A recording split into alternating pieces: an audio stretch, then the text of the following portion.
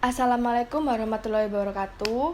Kami dari kelompok 3 akan menjelaskan tentang ekspektasi pelanggan dari sebuah layanan. Sebelumnya saya akan memperkenalkan diri terlebih dahulu. Saya Putri dan rekan saya Ferdi Gunawan.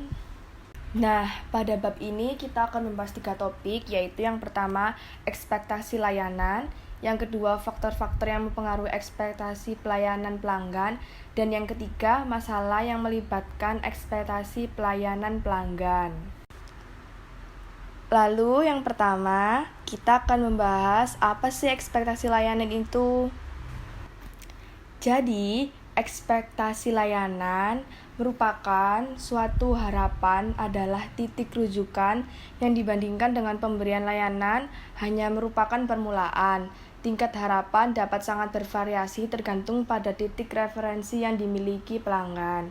Jadi maksudnya di sini tuh adalah pelanggan itu mempunyai titik harapan atau ekspektasi kepada sebuah pelayanan jasa. Contohnya misalnya di sini itu ada ketika kita ingin ke restoran dan kita itu pinginnya kan bayar mahal dan juga kita tuh mendapatkan pelayanan yang baik juga yang bisa memuaskan pelanggan tersebut. Tetapi sayangnya tidak semuanya itu bayarnya mahal tetapi servisnya itu bagus, itu jarang gitu loh. Maksudnya bukan jarang sih, kayak hampir tidak keseluruhan yang seperti itu. Jadi yang dinamakan ekspektasi layanan itu yaitu tadi pelayanan yang diberikan oleh restoran kepada pelanggan dengan harga yang sudah ditetapkan. Nah, selanjutnya pada ekspektasi layanan ini terdapat 3 bagian, yaitu yang pertama ada jenis ekspektasi, yang kedua zona toleransi, dan yang ketiga pelanggan yang berbeda memiliki zona toleransi yang berbeda. Yang pertama kita akan bahas jenis ekspektasi. Harapan tertinggi dapat disebut layanan yang diinginkan. Tingkat layanan yang diharapkan pelanggan untuk menerima tingkat kinerja yang diinginkan. Layanan yang diinginkan adalah perpaduan dari apa yang diyakini pelanggan bisa dan seharusnya.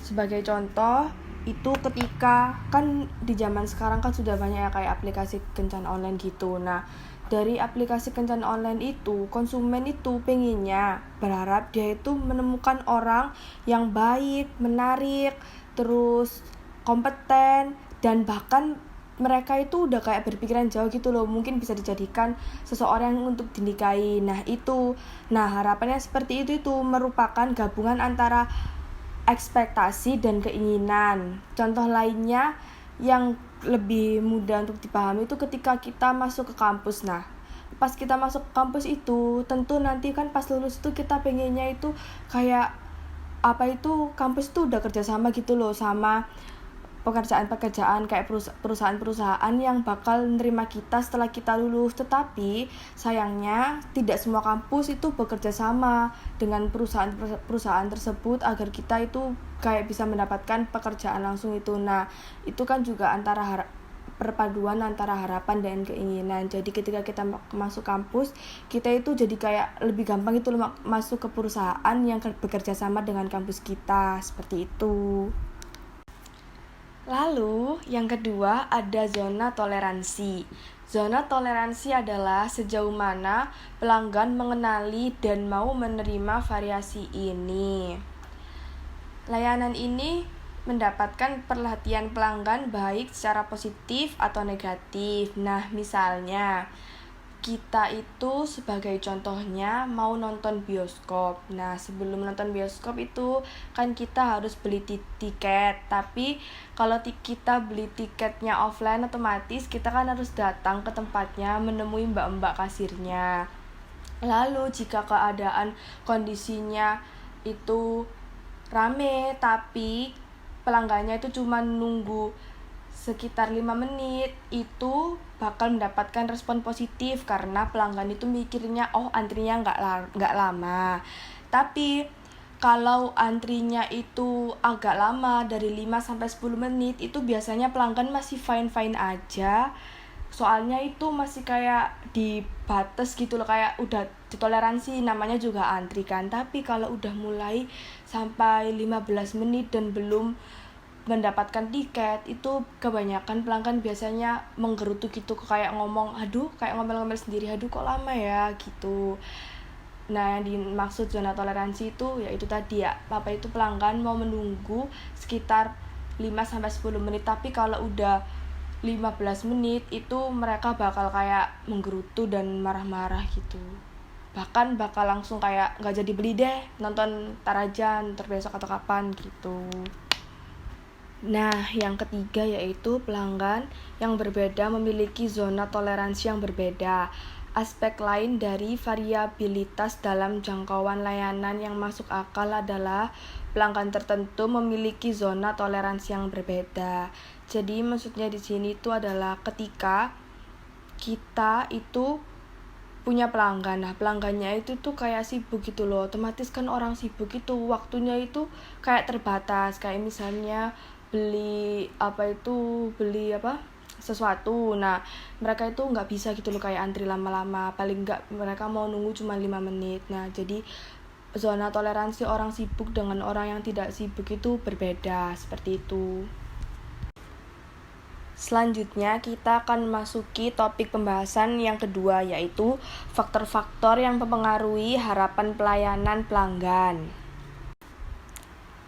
Faktor-faktor yang mempengaruhi harapan pelayanan pelanggan ada 3, yaitu sumber ekspektasi layanan yang diinginkan, yang kedua sumber ekspektasi layanan yang memadai, dan yang ketiga sumber ekspektasi layanan yang diinginkan dan yang diprediksi. Ini akan dijelaskan di slide selanjutnya oleh teman saya yaitu Ferdi Gunawan. Oke, slide selanjutnya ada sumber ekspektasi layanan yang diinginkan. Yang pertama ada kebutuhan pribadi. Nah, kebutuhan pribadi ini apa? Yaitu merupakan suatu keadaan atau kondisi yang penting bagi fisik atau psikologis kesejahteraan dari pelanggan atau customer tersebut. Dan hal itu merupakan suatu faktor penting yang membentuk keinginan dalam pelayanan dari pelanggan tersebut. Kita langsung aja ke contohnya. Di sini ada seorang supporter. Dia itu sering nonton laga pertandingan klubnya. Dan kali ini dia itu melihat langsung ke stadion. Dia dari tempat kerjanya langsung pergi ke stadion. Nah, kemudian di dalam stadion itu kan pasti kita tuh capek ya, kita capek karena kita itu habis teriak-teriak mendukung klub kebanggaan kita ya. Kemudian dia itu merasa lapar, terus kemudian merasa haus, dan dia itu membutuhkan makanan ya. Otomatis dia membutuhkan makanan, dan di dalam stadion itu kan pasti ada sebuah pedagang ya, pedagang keliling itu loh. Nah, itu dia itu berharap, supporter ini berharap bahwa pedagang tersebut itu datang ke tempat dia. Nah, gitu. Jadi dia itu berharap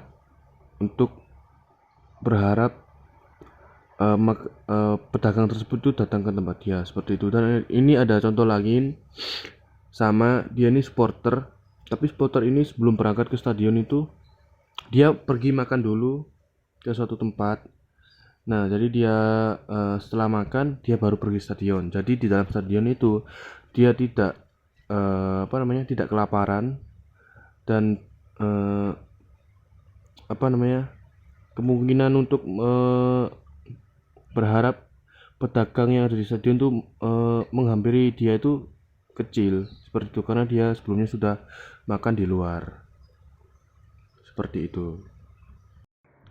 Slide selanjutnya ada sumber ekspektasi layanan yang diinginkan. Nah, di sini ada poin yang kedua, yaitu filosofi layanan pribadi.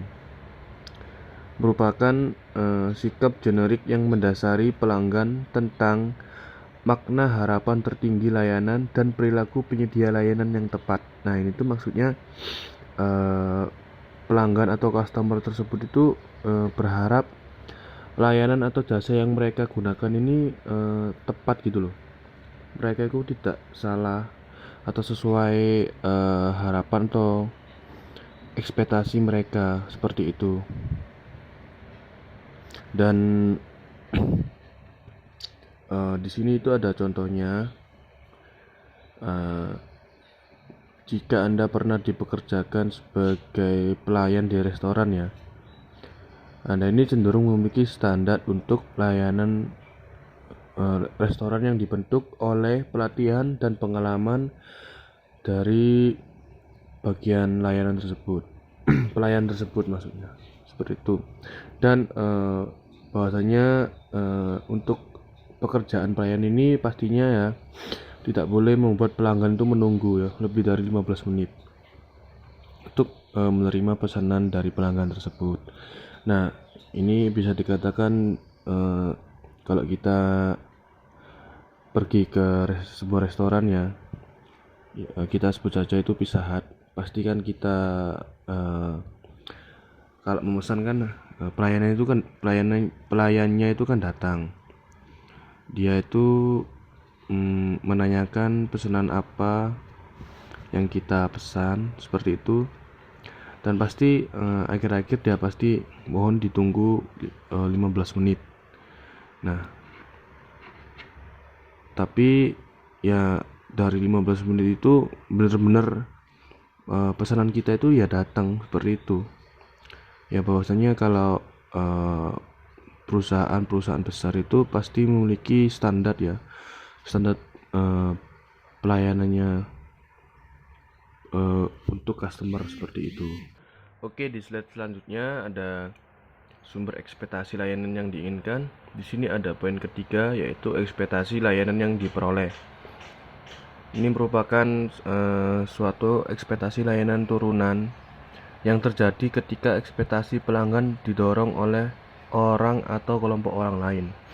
Nah, ini tuh maksudnya mereka ini menggunakan jasa layanan atas dasar rekomendasi dari orang lain, seperti itu. Jadi dia sebelumnya itu ya nggak tahu layanan yang direkomendasiin itu apa, belum mengerti, belum dikenal lah, maksudnya itu belum dikenal. Dan ada orang lain atau keluarga mereka mungkin itu memberitahu bahwasanya layanan yang direkomendasikan tersebut itu bisa sebagai pilihan layanan kita, seperti itu. Oke, slide berikutnya ada sumber ekspektasi layanan yang memadai. Nah, di sini ada alternatif layanan persepsi dan ada faktor situasional. Oke, untuk alternatif layanan persepsi sendiri ini merupakan suatu tindakan dari pelanggan tersebut untuk memilih suatu layanan yang lebih baik. Mereka itu dapat memilih alternatif atau dua opsi atau dua pilihan dari layanan yang mereka inginkan, seperti itu. Nah, itu contohnya seperti ada sebuah maskapai penerbangan di kota kecil dengan bandara kecil dan memiliki sejumlah pilihan dalam perjalanan maskapai. Nah, di lain sisi ini tuh ada maskapai penerbangan juga, dan maskapai ini tuh berada di kota-kota besar dan memiliki banyak jadwal penerbangan yang dapat dipilih, seperti itu. Oleh sebab itu pelanggan ini memiliki dua opsi. Dia memilih maskapai yang ada di kota kecil atau kota besar. Tapi di sini tuh pelanggan memilih alternatif pilihan yang lebih baik. Nah, yang pastinya ya pelanggan tersebut tidak memilih di kota kecil, melainkan dia memilih maskapai penerbangan yang ada di kota-kota besar, seperti itu. Dan yang selanjutnya ini ada faktor situasional. Nah, faktor situasional ini disebabkan oleh faktor geografis ya, atau faktor alam atau faktor alami. Karena faktor situasional ini Contohnya seperti disebabkan oleh bencana yang mempengaruhi sejumlah besar orang pada satu waktu. Nah, itu contohnya seperti angin puting beliung, kemudian gempa bumi, dan lain-lain.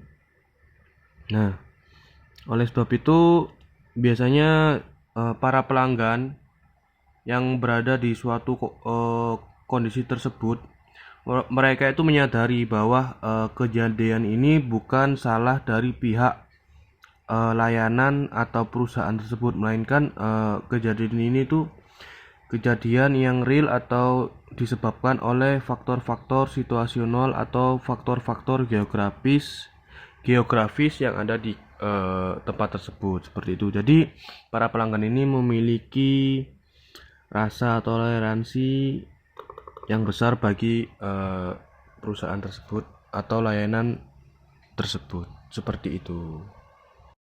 Ya, di slide selanjutnya ada sumber ekspektasi layanan yang diinginkan dan yang diprediksi. Nah, ini tuh apa? Ketika konsumen tertarik untuk membeli layanan atau memakai jasa layanan tersebut, mereka cenderung mencari atau menerima dalam informasi dari beberapa sumber berbeda. Nah, ini maksudnya para konsumen ini dapat mencari tahu informasi-informasi dari layanan yang ingin mereka kunjungi atau ingin mereka datangi. Dan biasanya si pelanggan ini itu dapat meminta tolong dari teman, mencari info dari teman, kemudian dari keluarga, kemudian juga bisa melacaknya dari iklan atau surat kabar atau koran seperti itu. Dan yang lebih efektif itu sih biasanya dari internet ya, karena di internet tuh sekarang sudah memiliki suatu informasi yang jelas dan detail. Oke, ini ada masalah yang melibatkan harapan pelayanan pelanggan. Oke, selanjutnya ada apa yang dilakukan oleh pemasar layanan jika harapan pelanggan tidak realistis. Ya, salah satunya untuk mengetahui apakah harapan pelanggan realistis itu dengan menanyakannya secara langsung. Bertanya kepada pelanggan ini tidak terlalu meningkatkan tingkatan harapan itu sendiri, melainkan lebih meningkatkan keyakinan bahwa perusahaan akan melakukan sesuatu dengan informasi yang muncul atau yang baru.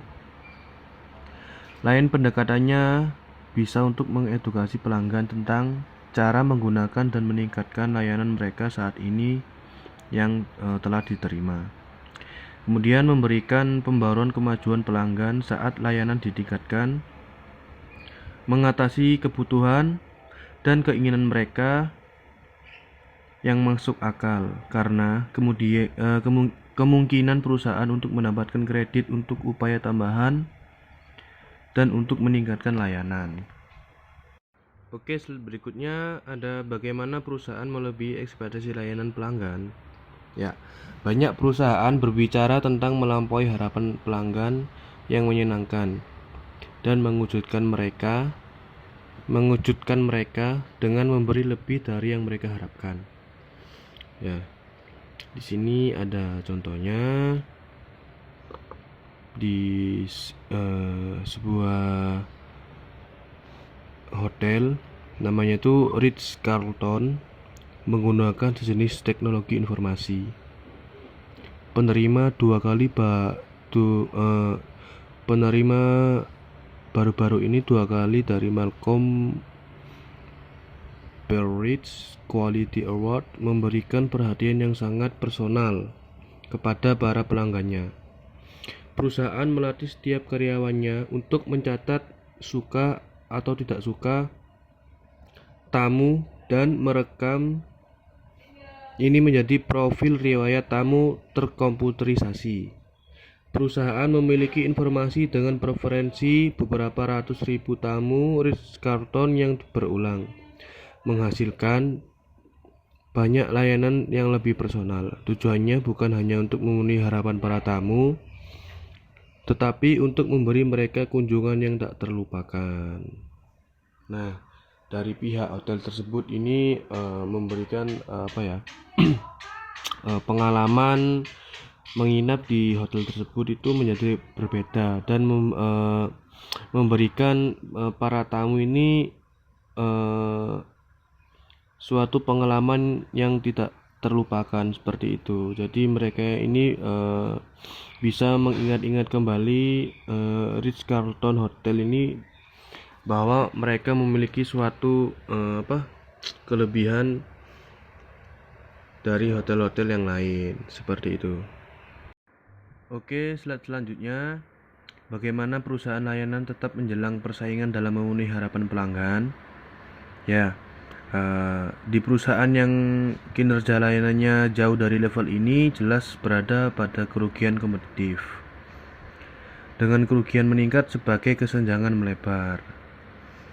Kemudian pelanggan perusahaan ini itu mungkin adalah pelanggan yang enggan, siap untuk membawa bisnis mereka ke tempat lain begitu mereka melihat adanya alternatif yang dapat diterima. Jika mereka ingin menggunakan kualitas layanan untuk kompetitif, perusahaan harus melakukan di atas tingkat layanan yang memadai. Nah, jadi bagi perusahaan itu wajib ya untuk melakukan inovasi-inovasi yang ada di perusahaan tersebut karena banyaknya persaingan antar perusahaan ini membuat konsumen itu ya ingin memiliki suatu pelayanan atau produk yang sebaik mungkin. Jadi pihak perusahaan ini harus giat-giat untuk melakukan inovasi kepada produsennya tersebut, kepada konsumennya tersebut, seperti itu. Jadi pihak pelanggan atau dari customer ini bisa memilih di mana sih perusahaan yang dapat melayani saya ini sebagai customer atau pelanggan. Dan pastinya para pelanggan ini juga memilih yang terbaik lah untuk dirinya sendiri, seperti itu.